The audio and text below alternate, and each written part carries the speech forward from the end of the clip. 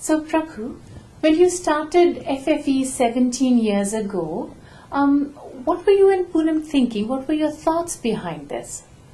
Okay, actually the decision to do something like FFE happened more than 17 years ago. It happened actually in 1990 when we had a successful liquidity event with the first company that I founded, and we had just sold the company to Cadence Design Systems, and we suddenly found ourselves with more money than we had ever had in our lifetime, and enough that we didn't know what we would do with the rest of our lifetime.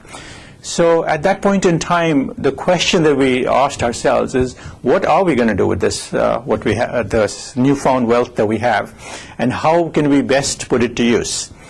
So the thought that came was, it's okay to enjoy a better standard of life for ourselves, but beyond that, we should be definitely looking at doing something for others.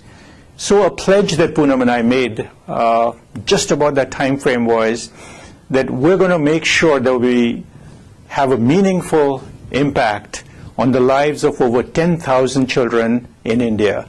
And we did not know what we meant by meaningful impact. We just said we need to have meaningful impact.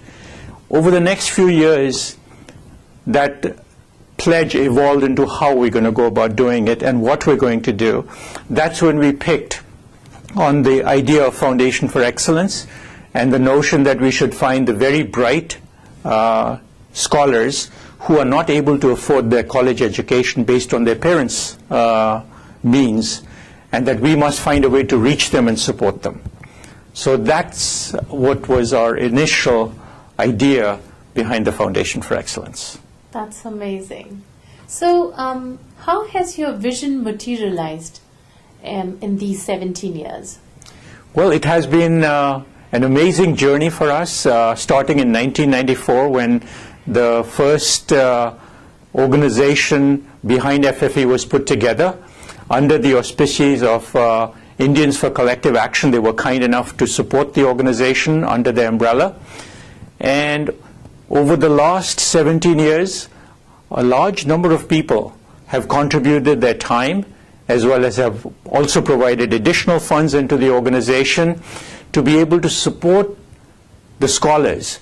The whole process of finding these scholars, this process of making sure that the scholars meet the criteria that we had set, and being able to send the funds to the scholars such that they can actually achieve their education, requires structure, requires organization.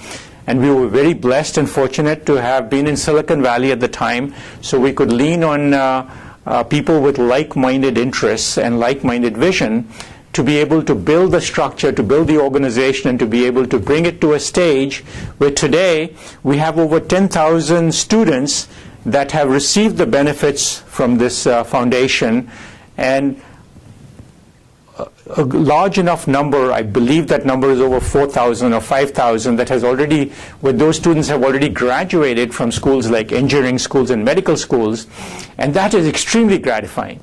But the key to this realization of our vision has been the people that came together in this foundation.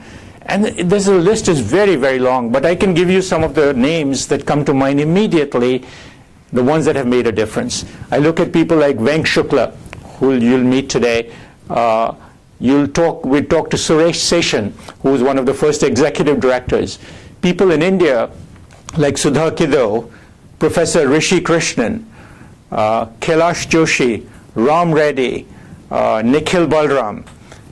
The list goes on and on and on. And I can be losing so many names, but I cannot tell you how each one of these people and a lot of others have contributed in a very meaningful way towards getting us to the stage where we are today, where we today service a large number of scholars, but more importantly now, we're transforming the organization to grow significantly larger and service a lot more scholars in the future. But you're right. I hear you saying it when you say it's been an amazing journey. Thank you so much, Prabhu. Thank you much, Koinir.